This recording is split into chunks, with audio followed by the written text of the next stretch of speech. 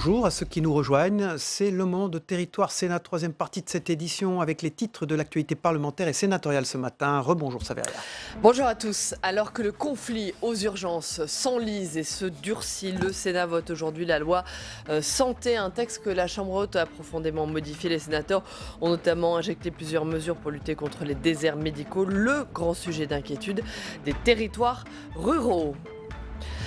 Chômage, solidarité, écologie, réforme des institutions ou encore loi de bioéthique. Voilà les thèmes qui devraient être au menu du discours d'Édouard Philippe demain. Le Premier ministre qui s'exprime devant les députés. Discours suivi d'un vote. Et c'est assez rare pour le souligner. Le lendemain jeudi, un vote aura lieu également au Sénat en présence du Premier ministre. Des sénateurs américains au Palais du Luxembourg à l'occasion des commémorations du débarquement. Une délégation d'élus américains s'est rendue au Sénat français, l'occasion d'échanger sur les grands dossiers internationaux comme la situation en Iran, la guerre au Yémen ou encore l'accord de Paris sur le climat. Je le disais en titre, alors que le conflit s'enlise et se durcit aux urgences, le Sénat vote aujourd'hui la loi santé, un texte que la Chambre haute a profondément modifié. Les sénateurs ont notamment injecté plusieurs mesures nouvelles pour lutter contre les déserts médicaux, le grand sujet d'inquiétude des territoires ruraux. Ils ont également voté à la surprise générale l'allongement de 12 à 14 semaines du délai d'accès légal à l'IVG. Flora Sauvage. Certaines mesures n'ont pas fait débat au Sénat, comme la fin du numerus clausus pour les étudiants ou encore la délégation de certains actes aux pharmaciens. En revanche, la répartition des médecins sur le territoire a occupé les débats. Merci Madame la Présidente. Une série d'amendements de différents bords visant à tempérer la liberté d'installation des médecins a fait l'objet de vifs débats. Tous les dispositifs que l'on nous propose depuis 10 ans ont tous un point commun. Ils reposent uniquement sur des dispositifs incitatifs. Et force est de constater qu'ils ne sont pas suffisants. Que les professionnels aillent là où on les attend, là où il y a des malades. Pour lutter contre les déserts médicaux, les sénateurs ont adopté un amendement qui exonère de charges les jeunes médecins, sauf dans les zones surdotées. Ils ont aussi voté à une large majorité un amendement qui fait de la dernière année des études de médecine une année de pratique en autonomie, en dehors de l'hôpital. Une mesure accueillie par une levée de boucliers des syndicats de médecins. Le gouvernement y est opposé. Les jeunes ne sont que 5% à vouloir un exercice libéral d'installation en fin d'études. Eh bien, si ces 5%-là, on leur dit en plus, vous ne pouvez pas vous installer où vous voulez, on est sûr qu'ils n'iront pas du tout s'installer et qu'ils prendront un poste de médecin salarié. C'est la raison pour laquelle je ne suis pas favorable à ces mesures, parce qu'elles vont aggraver la situation dans les territoires. Le Sénat a habilité le gouvernement à prendre des mesures par voie d'ordonnance sur le recrutement des praticiens hospitaliers et sur le développement des hôpitaux de proximité. Qualifiés d'établissements de seconde zone par les sénateurs communistes, ces hôpitaux de proximité seront recentrés sur la médecine générale et la gériatrie, mais sans maternité ni chirurgie, sauf autorisation exceptionnelle. Madame Rossignol, vous avez la parole. Enfin, surprise, dans les dernières minutes de l'examen du texte, l'ancienne ministre Laurence Rossignol a réussi à faire voter dans un hémicycle dégarni l'allongement du délai légal pour l'IVG, passant de 12 à 14 semaines. Actuellement, 3 à 5 000 femmes chaque année vont avorter à l'étranger à cause du dépassement du délai légal. Voilà, rubrique habituelle. Maintenant, l'interview politique, la deuxième de cette édition. A tout de suite. Face à face avec Loïc Hervé, bonjour. Bonjour. Installez-vous Loïc tranquillement, Hervé. sénateur centriste de Haute-Savoie. Merci d'être sur ce plateau ce matin. Bonjour Loïc Hervé. Le conflit aux urgences, tout d'abord, un conflit qui s'enlise et qui se durcit. Est-ce que c'est une situation que vous connaissez également dans votre région, la Haute-Savoie? Oui, en Haute-Savoie, comme dans toutes les régions de France, il y a des mouvements dans les services d'urgence, des mouvements qui sont préoccupants parce que les employés qui travaillent dans ces services qui sont importants, qui sont vraiment importants pour le quotidien de nos compatriotes, se plaignent, et à juste titre, je crois, de difficultés en matière de matériel, de charge de travail. Donc il y a une crise dans les urgences en France. Et d'ailleurs, on étudiait la loi santé qu'on va voter cet après-midi au Sénat. Et ce sont des sujets qui sont vraiment centraux.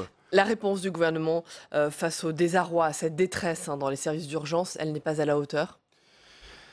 On est dans un contexte de retour à l'équilibre des finances de la sécurité sociale. Il ne faut jamais l'oublier. On est un pays qui doit revenir à l'équilibre. Donc toute mesure qui coûtera de l'argent sera prise potentiellement sur un nouveau déficit. C'est une vraie difficulté pour le gouvernement. Et je pense qu'il faut faire remonter ce dossier-là au plus haut niveau du pays, c'est-à-dire soit le président de la République, soit le Premier ministre. C'est-à-dire, ce n'est plus Agnès Buzyn, c'était Édouard Philippe de gérer ce dossier. Sur un tout autre sujet, la situation de la droite républicaine qui continue d'agoniser après les résultats aux européennes. 72 maires de droite et du centre ont signé une tribune pour rejoindre Emmanuel Macron. Est-ce que vous auriez pu, vous aussi, la signer? Je comprends la motivation qui a conduit un certain nombre de maires, et non pas de parlementaires, à signer cette tribune rédigée par Christophe Béchu. Je le comprends parce qu'il y a une volonté à droite et au centre de voir le pays s'en sortir et que l'action du gouvernement, quand elle va dans le bon sens, soit soutenue. Vous la comprenez, mais vous ne la soutenez pas? Mais moi j'ai mon calendrier parlementaire. Nous avons un discours de politique générale du gouvernement qui aura lieu demain, mercredi, et un vote qui aura lieu jeudi. Donc cette initiative prise par des maires, je la comprends. Il y a un certain nombre d'amis qui sont sur cette liste. Je comprends ce qu'ils veulent dire. D'ailleurs, il ne faut pas simplement dire soutenir Emmanuel Macron. C'est soutenir les réformes et la réussite du pays. Donc, le risque dans ce genre de choses, c'est de se limiter simplement au La question, elle est simple. Est-ce que vous pourriez quitter l'UDI pour rejoindre et soutenir le gouvernement et la politique d'Emmanuel Macron? La question ne se pose pas en ces termes-là. Je crois fondamentalement que le pays a besoin de diversité politique. Et qu'un pays aussi compliqué comme la France mérite d'avoir une organisation politique qui prenne en charge un certain nombre de sensibilités. Ma sensibilité de centre-droit, elle veut la réussite du pays, elle veut la réussite du quinquennat d'Emmanuel Macron, mais elle ne s'inscrit pas forcément dans La République En Marche ou le MoDem, dans l'équation actuelle. Loïc Hervé, vous faites partie de ce qu'on a appelé les Larcher Boys. C'est des sénateurs, les Républicains Ouidi, tous proches du président du Sénat, Gérard Larcher, qui justement est à la manœuvre pour tenter de ressouder, de reconstruire la droite. Vous pensez quoi de son idée d'une grande convention nationale? Vous pensez quoi de son idée de repartir des territoires pour reconstruire la droite? Je crois que l'initiative du président du Sénat est salutaire pour cette partie de l'échiquier politique représentée par la droite, un certain nombre de formations politiques au centre droit.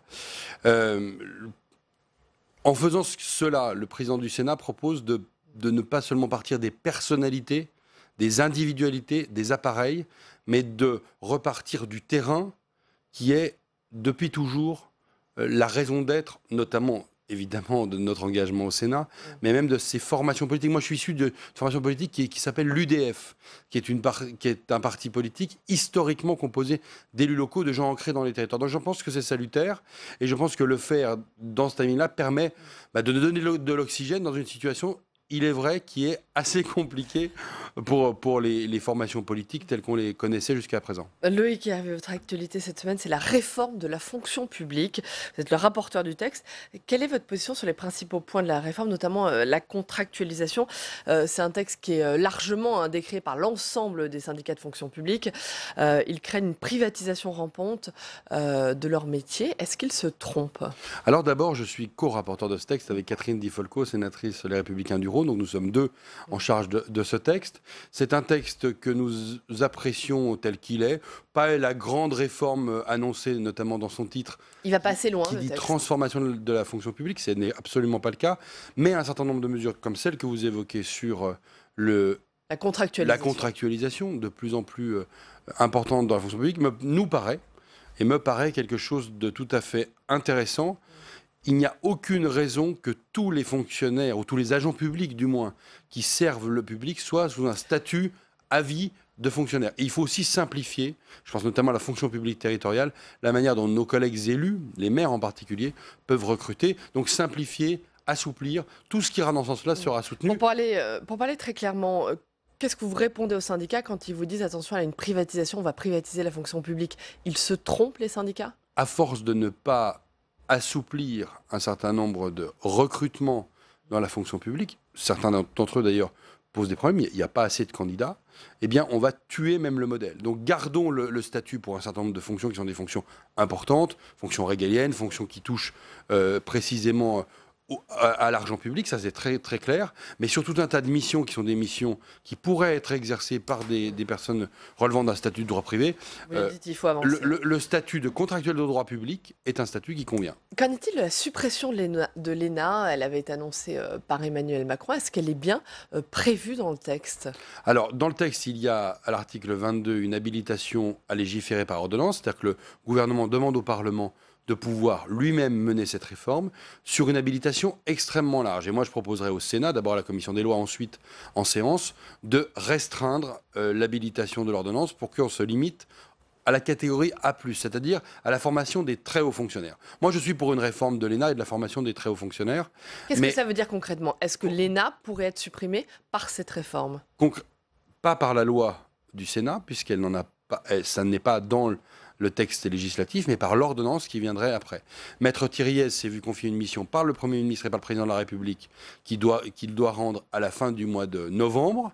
Donc on est au début de la réflexion et le Parlement veut être associé de très près, le Sénat en particulier, sur cette réforme. Donc habilitation, il y aura sans doute, mais elle sera restreinte, en tout cas dans son champ, dans son périmètre. Pour terminer rapidement, quelques mots sur une autre réforme importante, la réforme des institutions. On a appris que le Sénat, dans la perspective de cette réforme, pourrait être renouvelée intégralement en 2021. Comment vous interprétez cette volonté du gouvernement d'un renouvellement intégral? En 2004, quand j'étais étudiant en droit, j'ai écrit un mémoire sur les groupes parlementaires, notamment les groupes parlementaires au Sénat.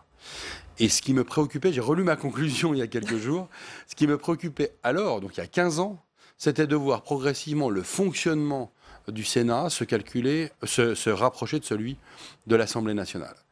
Votre inquiétude les groupes, actuelle, les groupes parlementaires, la durée du mandat, le mode d'élection, le renouvellement. Moi, je pense qu'en termes de continuité, le Sénat est une institution d'équilibre dans la République.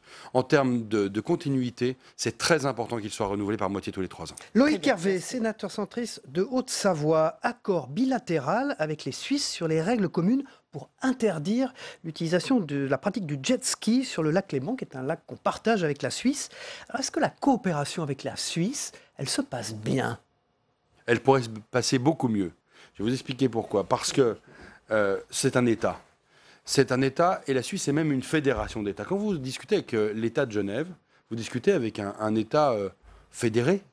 Et donc, les Français, quand nous arrivons en discussion avec eux, nous venons avec les élus, des intercommunalités, le département, la région, et puis l'État national chez nous, qui ne veut pas se voir privé de ses prérogatives. Négociation. Donc, on a et je l'avais proposé d'ailleurs très récemment au Sénat, il faut qu'on ait des chefs de file beaucoup plus précis sur les différentes compétences avec lesquelles nous discutons. Sur le jet ski en particulier. Voilà, vous avez réussi. Le lac Léman est un lac très important.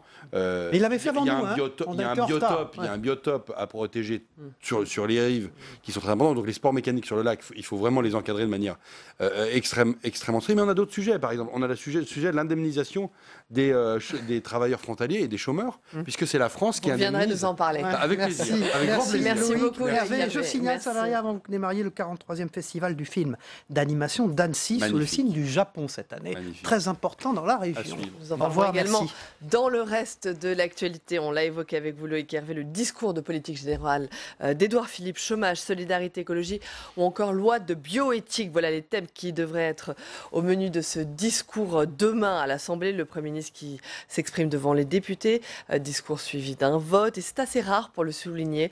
Le lendemain, jeudi, un vote aurait également lieu au Sénat en présence du Premier ministre. Explication, Adrien Develay. Week-end studieux pour le Premier ministre Édouard Philippe, à quelques jours de son discours de politique générale. Un discours pour lancer l'acte 2 du quinquennat. Lors d'une allocution face aux députés mercredi, le Premier ministre donnera les grands axes pour les 3 ans à venir. Les députés devront dans la foulée se prononcer lors d'un vote de confiance. C'est un discours attendu, censé remettre l'action du gouvernement sur les rails après la crise des Gilets jaunes. Dans son discours, Édouard Philippe devrait accorder une grande place à l'écologie. L'objectif, montrer que c'est désormais une priorité de l'action de l'exécutif. Pour le reste, le Premier ministre devrait préciser la méthode des mois à venir, ainsi que l'agenda des grandes réformes, assurance chômage, retraite, plan pauvreté, loi bioéthique, réforme constitutionnelle. Mais Édouard Philippe l'a promis, son discours ne devrait pas durer plus d'1 heure. Et au Sénat, le même discours sera prononcé par le ministre de l'écologie François de Rugy. À la demande d'Édouard Philippe, la déclaration sera débattue jeudi par les sénateurs qui procéderont ensuite à un vote. Un vote qui, lui, en revanche, n'engagera pas la responsabilité du gouvernement. Voilà, c'est maintenant le moment de l'œil 2. C'est Jean-Philippe de Rosier qui nous rejoint dans un instant. Il arrive. Le générique. Bonjour, Jean-Philippe de Rosier. Bonjour. Merci Bonjour, d'être avec nous. Jean-Philippe. Ajustez votre cravate et vous pouvez démarrer. Ah oui. Bonjour Jean-Philippe, on va revenir avec vous, on vient de le voir, sur ce discours de politique générale d'Édouard Philippe demain à l'Assemblée, jeudi au Sénat. En vertu de quoi le Premier ministre s'exprime devant les parlementaires? L'année dernière, c'était Emmanuel Macron qui s'était exprimé devant le Congrès réuni à Versailles. Alors ce sont différents fondements constitutionnels. Le Premier ministre s'exprime demain à l'Assemblée nationale sur le fondement de l'article 49 alinéa 1 de la Constitution. C'est ce qu'on appelle la question de confiance. Il va faire une déclaration de politique générale, il va y avoir un vote. Si jamais, ça ne va pas se produire, mais si jamais la majorité des votes était négative, eh bien il serait tenu de démissionner. Voilà. C'est un vote qui engage la responsabilité C'est un vote qui engage la responsabilité du gouvernement et ça permet à ce moment un petit peu charnière du quinquennat au gouvernement et à la majorité de se ressouder, de montrer tout son soutien. C'est un acte politique qui permet de repartir sur de nouvelles bases. C'est une alternative au remaniement ou plus exactement même au changement de gouvernement. L'an dernier et même l'année d'avant, le président de la République s'était exprimé, pas devant l'Assemblée nationale ni devant le Sénat, mais devant les deux assemblées réunies, devant le Congrès, sur le fondement de l'article 18 de la Constitution. Et Emmanuel Macron, président de la République, en tout cas lorsqu'il était en campagne, s'était engagé à le faire chaque année, une forme de discours du trône de la reine, discours sur l'état de l'Union du président des États-Unis, le discours du président de la République devant le Congrès. C'est une déclaration de politique générale du président devant la représentation nationale. François Hollande l'avait fait au lendemain des attentats de 2015. C'était à l'époque un acte symbolique. Là, pour Emmanuel Macron, c'était aussi un acte politique de refondation de sa majorité. Et cette fois-ci, il renonce. Alors, il revient sur son engagement de campagne, parce qu'il s'était bien engagé à le faire tous les ans. Il considère que la conférence de presse qu'il a faite à la fin du grand débat national vient remplacer cela. Il considère donc que s'exprimer devant la presse, c'est la même chose que s'exprimer devant la représentation nationale. Je ne suis pas sûr que ce soit ainsi que la Constitution prévoit les choses, mais c'est une interprétation qui est la sienne. Jean-Philippe, cette année, Édouard Philippe a également demandé l'approbation du Sénat. Il y aura donc bien un vote, un discours, un débat, puis un vote jeudi. Oui, alors pendant que Édouard Philippe s'exprimera à l'Assemblée nationale, il y aura François de Rugy qui viendra également lire son discours demain devant le Sénat. Et le jour d'après, jeudi, sur encore un autre fondement constitutionnel, l'article 50-1, il va y avoir un débat au Sénat, probablement une introduction de Édouard Philippe, puis un échange avec les sénateurs, et enfin un vote qui, lui, pour le coup, n'engage pas la responsabilité du gouvernement. Donc si la majorité est négative, ça n'a aucune conséquence sur la mise en place, la stabilité gouvernementale, mais ça permet au gouvernement de compter les sénateurs, toujours à ce moment clé du quinquennat, au moment où on veut réformer le Sénat, où on veut faire la révision institutionnelle, constitutionnelle, réduire le mandat, réduire le nombre de parlementaires. Et donc là, Édouard Philippe va probablement, je ne connais pas son discours, mais probablement axer un petit peu sur des éléments sénatoriaux. Il y a également la position de Gérard Larcher qui, à droite, est en train de faire un petit peu évoluer les choses. Et je pense que le gouvernement veut savoir un petit peu comment se positionnent les sénateurs. Demander ainsi un vote sur le fondement de cet article 50-1 permet au gouvernement de savoir la position des sénateurs. Précisément sur la demande de ce vote au Sénat, alors que ça n'engage pas donc la responsabilité du gouvernement, Matignon nous dit que c'est pour témoigner son respect à l'endroit de la Chambre haute. C'est une façon jolie de présenter les choses. Effectivement, il va considérer les sénateurs, mais il veut surtout connaître les sénateurs, c'est-à-dire connaître leur position. Bon, je suppose qu'il connaît la position des sénateurs de la gauche de l'échiquier, il connaît la position de certains sénateurs de la droite de l'échiquier politique, mais il veut savoir comment se positionne un peu ce ventre mou, cette plaine sénatoriale qui est en constante évolution en ce moment. Rosier, merci beaucoup. Votre cravate était parfaite ce matin. Merci, grâce à vous. À l'agenda. Les aléas de la matinale. Merci. Merci beaucoup. Il faudra suivre aujourd'hui plusieurs événements importants. On en a parlé à 16h30. Le vote solennel sur la réforme de la santé, un texte que la Chambre haute a profondément modifié. Les sénateurs ont notamment injecté plusieurs mesures nouvelles pour lutter contre les déserts médicaux. Le grand sujet d'inquiétude des territoires ruraux. À 16h45, la séance de questions d'actualité au gouvernement à suivre en direct et en intégralité sur notre antenne. Et puis à 17h45, une proposition de loi qui vise à améliorer la lutte contre l'habitat insalubre ou dangereux. C'est un texte présenté par le sénateur de Marseille des Bouches-du-Rhône, Bruno Gilles, un texte déposé à la suite de l'effondrement de plusieurs immeubles à Marseille en novembre 2018. Et puis dans le reste de l'actualité, des sénateurs américains en visite au Palais du Luxembourg à l'occasion des commémorations du débarquement. Une délégation d'élus américains s'est rendue au Sénat français, l'occasion d'échanger sur les relations entre nos deux pays, mais aussi sur certains grands dossiers internationaux, comme la situation en Iran, la guerre au Yémen ou encore l'accord de Paris sur le climat. Fabien Recker. En pleine commémoration du D-Day, l'entente est cordiale entre les sénateurs américains et français. Mais la réunion permet aussi de faire passer quelques messages. Nous avons utilisé ce langage qui est toujours très franc entre les parlementaires pour pointer les divergences ou les différences d'appréciation que nous avons sur la gestion de la crise entre les États-Unis et l'Iran, sur la crise au Yémen et les rapports que nous avons avec l'Arabie saoudite, sur le fait que les États-Unis se sont désengagés de l'accord de Paris sur l'environnement. L'Amérique ne se limite pas à Donald Trump. Voilà en substance le message des sénateurs américains à leurs homologues français. Nous avons nos différences et aux États-Unis aussi il y a des divergences sur la politique de notre président. Cela arrive en démocratie. On n'est pas toujours d'accord avec son leader. J'ai assisté moi-même avec 10 autres sénateurs à la conférence de Paris sur le climat et nous continuerons à nous préoccuper des enjeux climatiques. Le Sénat américain, chambre haute du Congrès à majorité républicaine, représente les États. Des États qui, pour certains, se veulent plus volontaristes que le gouvernement fédéral face aux enjeux climatiques. Une des collègues démocrates qui a été à l'époque gouverneur du New Hampshire nous a dit oui, c'est vrai, la question de l'accord du climat, nous sommes sortis, enfin les États-Unis c'est une mauvaise chose, mais localement, au niveau des États, localement nous faisons des choses, donc gardons cet échange-là, essayons d'avancer. Et si les relations bilatérales se sont refroidies depuis l'élection de Donald Trump, pour le président de la délégation américaine, on peut rester alliés sans nécessairement être amis. Il faut toujours travailler pour la relation entre nos deux pays et pour l'amitié. Mais quand l'amitié n'est pas au beau fixe, la relation ne doit pas en pâtir pour autant. Disons que partenariat est le terme approprié. Le Sénat s'apprête par une résolution à reconnaître officiellement le sacrifice des soldats alliés, notamment américains, ayant participé au débarquement en Normandie. Voilà, on continue la revue de presse de l'actualité avec les unes de la presse quotidienne régionale. Dans un instant, à tout de suite.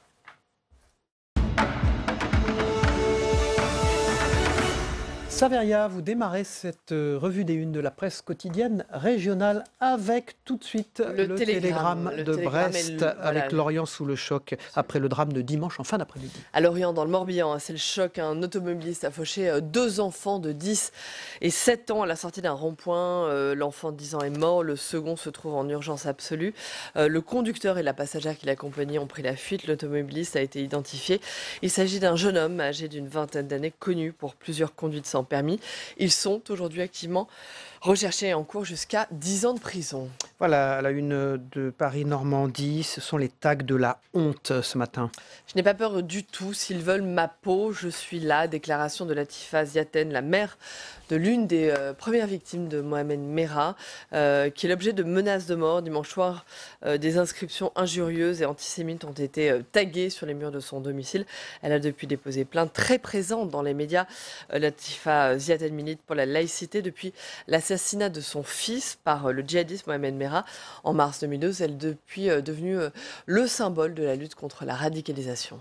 À la une du Républicain Lorrain, les journaux du groupe Ebra, c'est quand travailler devient un calvaire. En plein procès sur les suicides à France Télécom, un projet de loi sur le harcèlement moral en entreprise est présenté cette semaine. Ce procès France Télécom est une première. C'est la première fois qu'une très grande entreprise est poursuivie sur le plan pénal pour harcèlement moral. La santé au travail et son envers, la souffrance sont des sujets relativement neufs. Philippe Martinez, le secrétaire général de la CGT, en convient. Il faudrait en parler davantage. Quand je vais dans une entreprise, c'est de ça dont me parlent d'abord les salariés. À la une de la Dépêche du Midi, le grand journal d'Occitanie, ce sont des menaces sur les épreuves du bac avec une grève possible. Le bac débute lundi, mais une menace de grève plane toujours sur la surveillance de l'examen. Jean-Michel Blanquer prend l'engagement qu'aucune épreuve ne sera perturbée. Le ministre de l'Éducation nationale s'est de nouveau voulu rassurant, alors que des syndicats appellent à la grève. Ils protestent contre la réforme du baccalauréat et la refonte du lycée. On appelle à une grève de la surveillance, mais pas des épreuves. On veut envoyer un signal signal pour dire à Jean-Michel Blanquer qu'il n'a rien écouté, explique Frédéric Rollet, qui est secrétaire général du premier syndicat des professeurs du secondaire. Regardez bien cette photo à la une de La Voix du Nord de ces deux jeunes hommes. On va d'abord leur couper les cheveux. C'est le service civique qui va démarrer pour eux. Les Hauts-de-France sont la région championne de France du service civique. La région se distingue par la réussite du dispositif. Une mission d'engagement volontaire destinée aux jeunes de 16 à 25 ans. Plus de 40 000 jeunes se sont engagés dans le dispositif dans les Hauts-de-France depuis 10 ans. La spécificité du programme Boosté que suivent ces jeunes interrogés par La Voix du Nord, une alternance entre bénévolat solidaire et éducation populaire. Et puis, ils vont y avoir droit, à mon avis. Ils sont encore jeunes, Cyril. Merci, Saveria. De jeunes. Merci, à demain. Très bonne journée à tous et à demain. Et absolument. Nous, on continue dans un instant. La météo des territoires, le temps qu'il fait en France, vous allez voir, ça ne s'améliore pas. Je ne peux pas vous raconter d'histoire. Et puis ensuite, on regardera le Zap Matin de Christophe Combarieux avec ce qui s'est passé dans les autres matinales d'infos chez nos confrères aussi. A tout de suite, on se retrouve après. La météo vous est présentée par l'Assemblée des départements de France.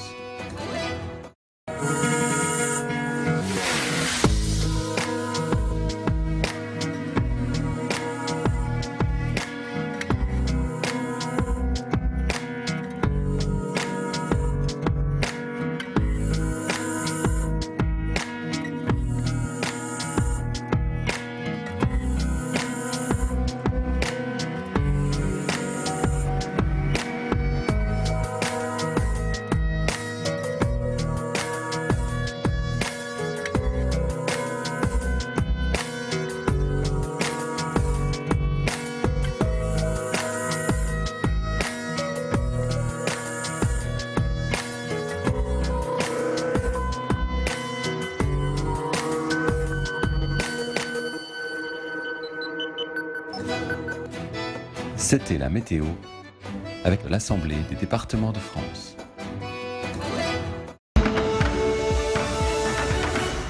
Ce proche d'Édouard Philippe est à l'origine d'une tribune signée ce dimanche avec 72 maires de droite et du centre. Tous appellent à soutenir l'action d'Emmanuel Macron. J'ai le sentiment que mes idées et mes valeurs, elles sont mieux défendues par le président de la République et le Premier ministre que mon ancienne famille politique qui donne un spectacle depuis le lendemain de l'élection présidentielle qui consiste à taper, y compris parfois sur des idées qu'ils défendaient ou que nous défendions. Je vais vous dire, la droite, elle se porte bien, Monsieur Calvi. La droite, elle gouverne aujourd'hui parce qu'Édouard Philippe, c'est un homme de droite. Bruno Le Maire, Gérald Darmanin, Franck Riester, ce sont des élus de droite et ce sont des gens qui portent justement ces valeurs de droite au sein du gouvernement. L'ambiance qui était vraiment délétère au sein de cette famille politique, qui n'en est plus une en réalité parce qu'elle est extrêmement étriquée, rabougrie, restreinte, et moi je ne me reconnais pas là-dedans. Le soutien vous permettra de ne pas avoir face à vous une liste La République En Marche. C'est plus simple pour être élu ? Il n'y a pas de totem d'immunité pour les maires qui appartiennent à cette liste qui ait fait l'objet d'une quelconque négociation au-dessus ou en dessous de la table. Ce que je reproche, c'est la volonté de création d'un parti unique qui absorbe tout autour et qui ne laisse plus qu'une seule alternative, qui va être le Rassemblement national. Une table autour de laquelle vous n'avez que des cannibales. C'est qu'à force de se manger les uns et les autres, il reste de moins en moins de personnes. Et à la fin, il n'en restera plus qu'un. Et vous savez ce qui va arriver au dernier, qui sera autour de la table, qui aura mangé tous les autres, mais il finira par mourir de faim. Et moi, mon combat, c'est comment on fera revenir Valérie Pécresse, Florence Berthoud et tant d'autres. Comment on leur redonnera envie de venir travailler avec nous pour être des rassembleurs et des réconciliateurs. C'est très important. Si la droite, c'est uniquement la petite partie de la droite qui parfois a à tort incarné la droite de l'argent, alors Emmanuel Macron est meilleur que nous. C'était l'une des plus fidèles alliées de Jean-Luc Mélenchon. Aujourd'hui, elle claque la porte de son mouvement. Charlotte Girard, l'architecte de la campagne présidentielle de 2017, annonce sur Facebook son divorce avec la famille insoumise. Il faut rassembler toutes celles et ceux qui, dans notre pays, ne veulent pas de l'alternative néo-facho, néolibéraux et qui sont attachés à la justice sociale, à la démocratie, à la transition énergétique, à l'égalité. C'est pas rien, ça. Vous trouvez ça creux ? Moi, je trouve ça plus plein que de dire uniquement on veut la révolution citoyenne. Peut-être qu'il conviendrait d'améliorer, de modifier, etc. Mais ça ne vaut pas ni exclusion, ni scission. Voilà, merci de votre fidélité. Demain, on reçoit Damien Abad, le vice-président des Républicains. Il sera notre invité politique dans Territoire d'Info. D'ici là, passez une excellente journée. Merci de votre fidélité. Au revoir à demain. Au revoir.